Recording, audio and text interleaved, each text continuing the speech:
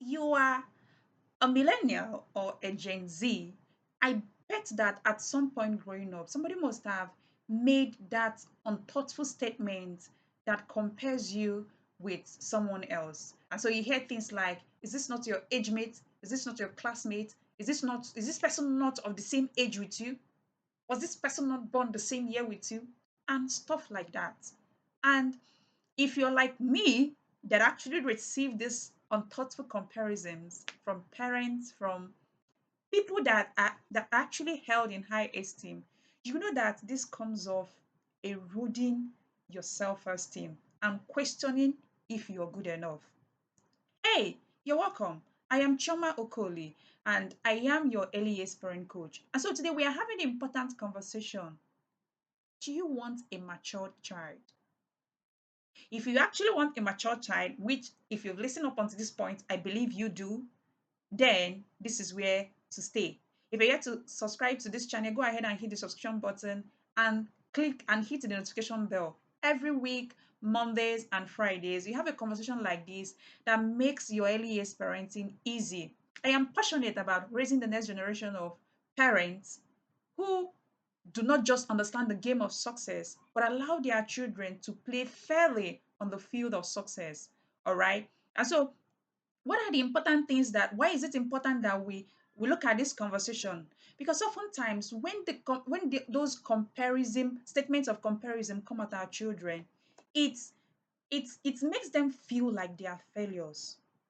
And if you agree with me, this was largely responsible for the falsification of age that was seen in Generation X and the millennials.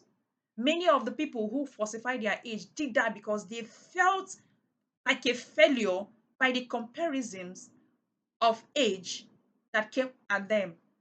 All right. And so we are looking at three ingredients that are actually essential to have a child that is matured. And I'm talking about children within the ages of 0 to 6.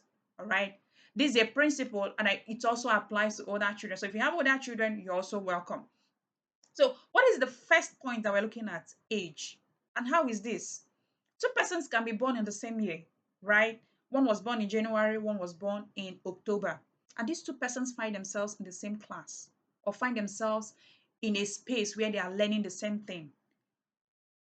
All things being equal, the one who was born in January would have more brain development or more brain capacity to learn what is being taught faster than the one who was born in October.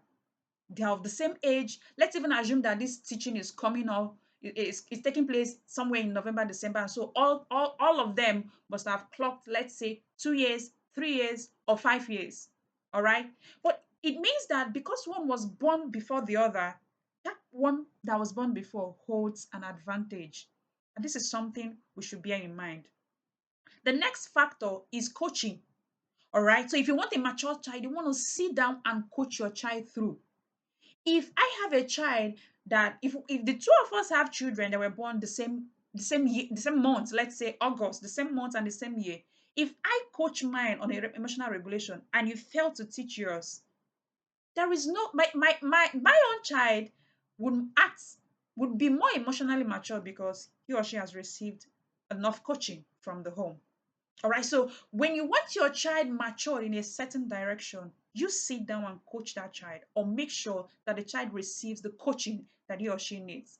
And the third point we are looking at that we're going to look at is practice. After your child is old enough, after you've determined that your child is old enough to be in a particular space of learning, and that child has received enough coaching, the third point you need to look at is that that child has had enough space to practice what he or she has been coached in. And this is important. And this is the area where many of us, if we've had the first two in place, this is where many of us don't do so well because we are always impatient. And unfortunately, we are growing up in a society that is also impatient. And so this impatience is even on the rise.